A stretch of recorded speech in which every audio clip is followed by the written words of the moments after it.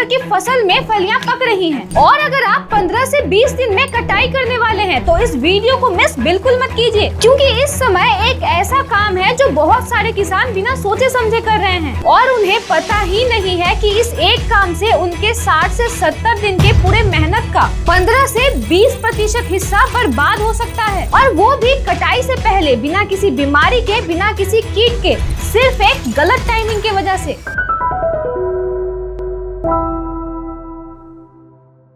नमस्कार किसान भाइयों, स्वागत है आपका कात्यायनी ऑर्गेनिक्स के यूट्यूब चैनल पे। और अभी तक अगर आपने हमारे चैनल को सब्सक्राइब नहीं किया है तो अभी कर लीजिए और इस वीडियो को एक लाइक करना मत भूलिएगा। किसान भाइयों, मूंग और उड़द की फसल का ये आखिरी पड़ाव है। सही समय पर बुआई की, सही तरीके से सिंचाई की, खाद भी डाली, मतलब सब कुछ सही किया, पर अब बस एक काम बाकी है। लेकिन यही वो जगह है जहाँ अगर जरा सी चूक हुई तो जो पैदावार मेहनत से बनाई है वो कटाई तक पहुँचते पहुँचते घट जाएगी।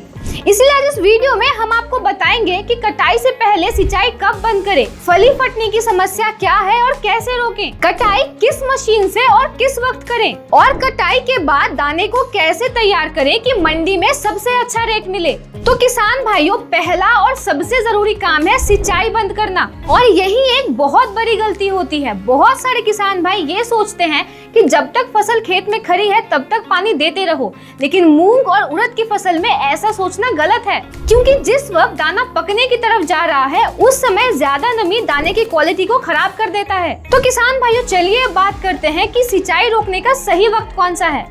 तो इसे देखने के दो तरीके हैं। पहला लक्षण ये है कि जब फसल का 60 से 80% हिस्सा ऊपर से पीला होने लगे, और दूसरा ये है कि जब नीचे की पत्तियां 80% सूखने लगे। ये दोनों लक्षण जब एक साथ दिखाई दे तो उसी दिन सिंचाई बंद कर दे, मतलब कटाई से कम 15 दिन पहले। ऐसा क्यों? क्योंकि सिंचाई बंद करने के बाद मिट्टी में नमी धीरे धीरे कम होती है और उसी के साथ फली के अंदर जो दाने रहते हैं उसमें भी नमी कम हो जाती है। दाना पकता है, सिकुड़ता है, मजबूत होता है, और वहीं अगर पानी देते रहे तो ये प्रक्रिया बंद हो जाती है। एमपी और राजस्थान में जहां गर्मी ज्यादा है वहां ये प्रक्रिया और तेज होती है। इसीलिए इन दो लक्षणों को देखते ही सिंचाई बंद कर दें। तो किसान भाइयों, आइए अब बात करते हैं उस गलती की जिसके बारे में हमने इस वीडियो की शुरुआत में ही बात की थी। वो है फली का फटना। जब मूंग और उड़द की फसल पक कर सूखती है और अगर तापमान 40-45 डिग्री से ऊपर हो तो उस वक्त फली अचानक फट जाती है। एक तरफ से क्रैक आती है और अंदर का दाना सीधा जमीन पर गिरता है और इन दानों को उठाया नहीं जा सकता, वो मिट्टी में ही मिल जाता है। और रिसर्च बताती है कि फली के फटने के कारण उत्पादन में 10 से 20% का नुकसान होता है। 1 एकड़ में अगर आपकी फसल 6 क्विंटल तक उत्पादन दे सकती है तो सिर्फ इस फली के फटने की वजह से 1 से 1.2 क्विंटल दाने नष्ट हो जाते हैं। मंडी में अभी मूंग का रेट 7,000 से 8,000 रुपए प्रति क्विंटल के आसपास है, मतलब सिर्फ इस एक समस्या की वजह से इतना बड़ा मुनाफा हाथ से चला जाता है। और ऊपर से एक और बात, जो दाना अभी जमीन पर गिरता है वो अगले सीजन में खरपतवार के रूप में निकलता है, जिसे हटाने में आपका और खर्चा बढ़ता है। तो इस समस्या को रोकने के लिए क्या करना है? सही स्टेज पर कटाई। जब फसल में 75 से 80% फलियां पककर भूरी या काली हो जाए उसी वक्त कटाई शुरू करें। इससे ज्यादा देरी ना करें, क्योंकि तब तक फलियां ऑलरेडी फटना शुरू हो जाती है। और किसान भाइयों, एक और जरूरी बात, सुबह 11 बजे से शाम 4 बजे के बीच कटाई मत कीजिए, क्योंकि उस वक्त धूप सबसे ज्यादा तेज होता है और उसी वक्त फलियां सबसे ज्यादा फटती हैं। इसीलिए सही समय है सुबह 6 से 10 बजे के बीच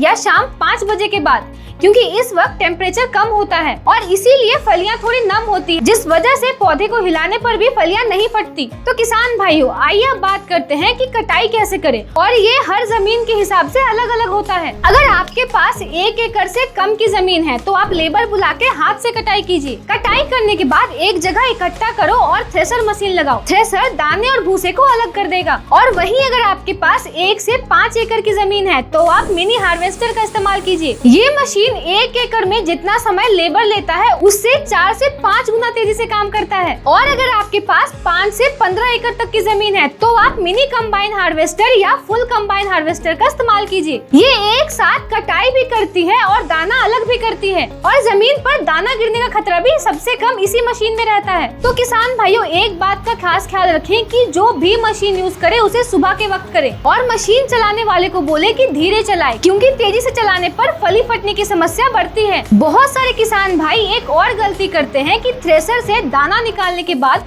उसे बोरी में भरकर सीधा मंडी के लिए निकल जाते हैं। किसान किसान भाइयों ये करना गलत है, इससे आपको कम रेट मिलेगा, क्योंकि थ्रेसिंग के बाद दाने में थोड़ी नमी बची होती है और अगर उस नमी के साथ बोरी में भर दिया तो दाना पसीज सकता है, अंदर से खराब हो सकता है और रंग फीका पड़ सकता है। सही तरीका ये है कि आप एक छायादार जगह देखें और वहाँ तिरपाल बिछाएं और थ्रेसर से निकला हुआ दाना उस पर फैला दें। 2 से 3 दिन छांव में सुखाएं, तेज धूप में नहीं, क्योंकि तेज धूप से दाने का रंग उड़ जाता है। ये करने के 2 फायदे हैं। पहला, जो कीट दाने के साथ आए होते हैं वो मर जाते हैं और दूसरा, दाने की नमी 10 से 12% तक आ जाती है, जो स्टोरेज और मंडी दोनों के लिए अच्छा है। और सबसे जरूरी बात, दाना चमकीला दिखाई देता है, जिससे आपको मंडी में अच्छा भाव मिलता है। तो किसान भाइयों, आइए अब बात करते हैं आखिरी पॉइंट की, जो बहुत ही कम वीडियो में बताया जाता है। जब गर्मी में मूंग की कटाई होती है, MP, UP, बिहार, राजस्थान सब जगह एक साथ, तो मंडी में सप्लाई एकदम से बढ़ जाता है और जब सप्लाई बढ़ता है तो रेट कम हो जाता है। किसान भाइयों, यही बाजार का नियम है,